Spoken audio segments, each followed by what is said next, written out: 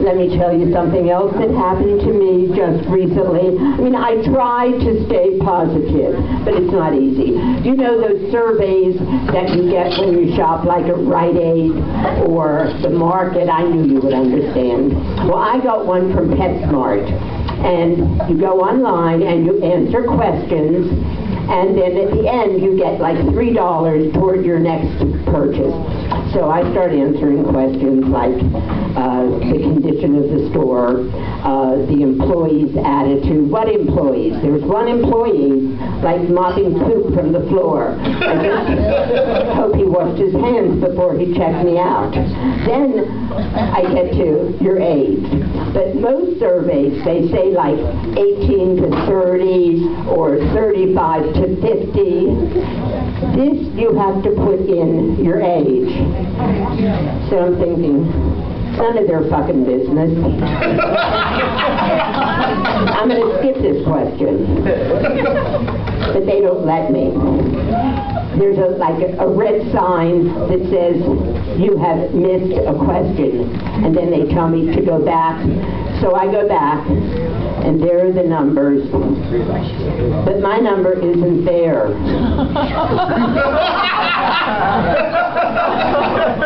It stops 10 fucking numbers before mine.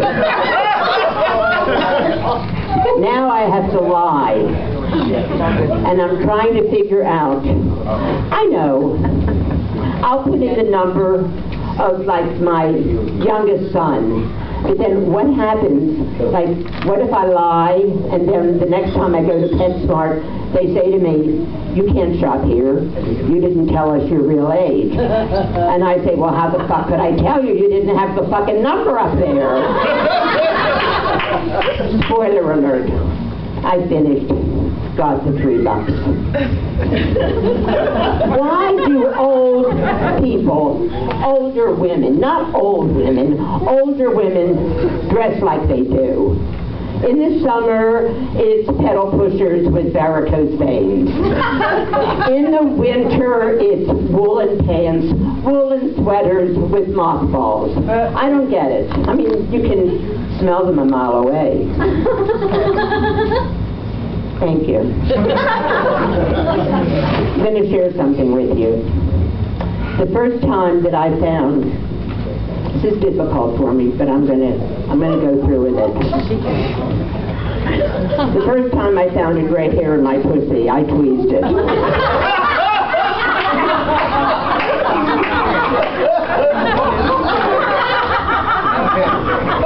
It hurt. But it wasn't as painful as looking at it. And it was like looking back at me. Like laughing. The old gray mare, she ain't what she used to be. Because Natalie's pussy looks like Charlie Brown's Christmas tree. Then, it's not easy to recover and come out here. You know how long it takes me to get ready and not look like Hugh Hefner's mother? Or worse yet, Hugh Hefner? And just when I think I'm ready for my close-up, Mr. Spielberg, guess what? Those pussy hairs I was telling you about, they're on my chin. It's like Invasion of the Body Snatch.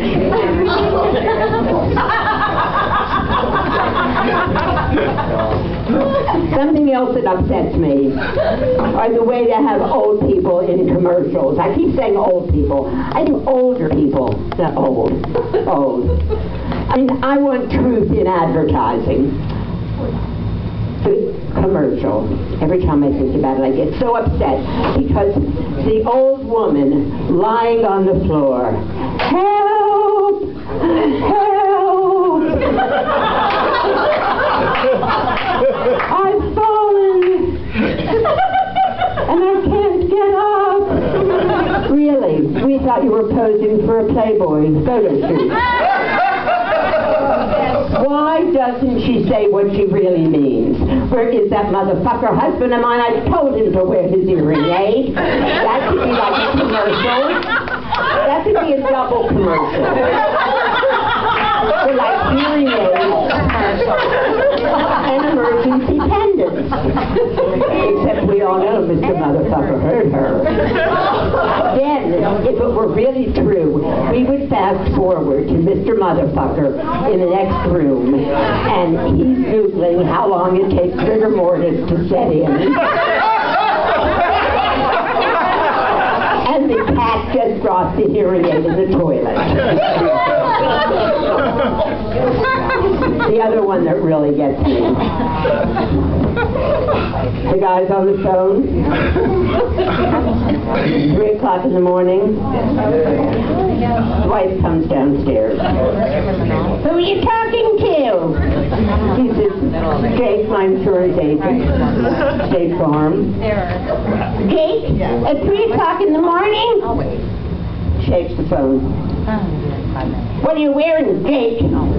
Jake says khakis. She actually says to her husband, he sounds hideous. She is wearing a sofa throw.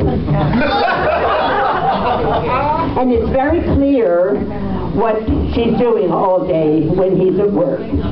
She's eating. Finally, she goes back upstairs. She doesn't realize that she has actually, coming downstairs, she has actually saved his life. His next call was to the suicide hotline. I'm going to tell you a little bit. I think we now ought to talk. I'm going to tell you a little bit about my own personal life. Before I leave, I have to do that. I have 4 children. I have a daughter and 3 sons. My daughter is positively brilliant. She's not married. That struck home. My 3 sons, let's just say that no one has ever been heard to say that they married a woman who reminded them of their mother. Never. My youngest son is married to an extremely practical woman. She's also an attorney. And she's one of these people who believes for every problem there is a solution. I was a problem. Actually, my health was a problem. It's excellent. And since I was not going anywhere, and knowing that I hate cold weather, they moved to the Poconos. Yeah.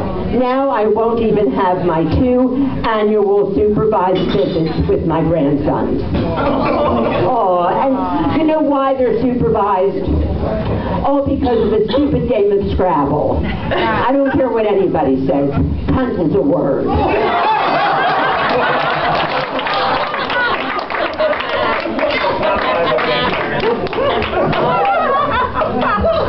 How did I know you guys would agree with me? Besides, I'm not as stupid as I look. I watch the ID channel. I'm not going to visit somebody and be the next episode in the mystery of the mother-in-law and the mountain. No. Not me.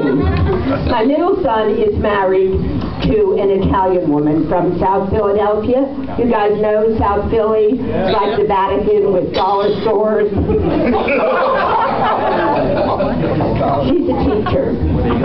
But she retired right after they got married. She devotes all her time to decorating with plastic flowers. You may have seen her outside, sweeping the sidewalk, in a flowered dress that matches the fucking wreath on the door. You probably think South Philadelphia, oh, I bet she can really cook. Italian South Philly. The woman fucks up takeout. My oldest son, I call his wife PJ, for professional Jew. She has hated me ever since she found out that we didn't belong to a synagogue. I mean, how could we belong to a synagogue? Okay, we went once. I guess we could have belonged, but we went once to one of those, like, Reformed temples, like Jews or Us. It did not work out well. The rabbi asked us to stand and pray for the Jewish soldiers fighting in the war. Come on, I wasn't going to pray for 3 losers who couldn't get into medical school. Never. Against my religion. You have no idea what I have to go through at holiday time. Hiding all the decorations. I mean, I'm sick of it. We have like a nativity scene in front of the fireplace. I have to put my favorite Jew, Sammy Davis Jr. there. I have to find hiding places for our cat Adolf. But this past Christmas I bought her a gift, and I don't think they're going to be coming back for a while. I got her a t-shirt that says, "My mother-in-law survived Auschwitz," and all I got was this lousy t-shirt. I thought it was funny. Guys, I gotta go. But I'm just going to say one thing to the men out there. And I don't want you to be mad at me, but you're kind of schmucks. Why are you schmucks? I'm going to tell you. God gave you an apple and a woman, and you ate the apple.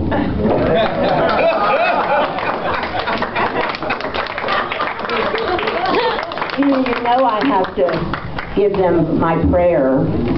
You know I have to do that. Let's all laugh, love, live to be 100 plus. I truly mean that. But when we go, let's all go like my grandpa Moishi, peacefully in our sleep, not screaming like the other passengers in his car.